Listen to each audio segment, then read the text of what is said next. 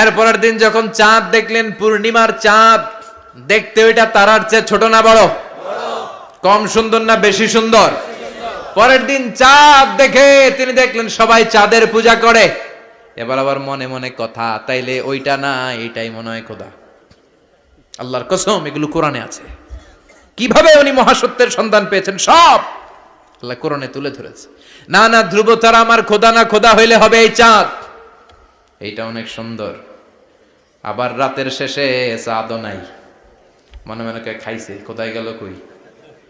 উনি খোদা খুঁজে পায় না, খোদা গেল কই?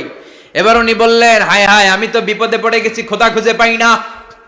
আমার আসল খোদা যদি আমারে পরিচয় না দেখায়, আমি তো গোমরা হয়ে যাব।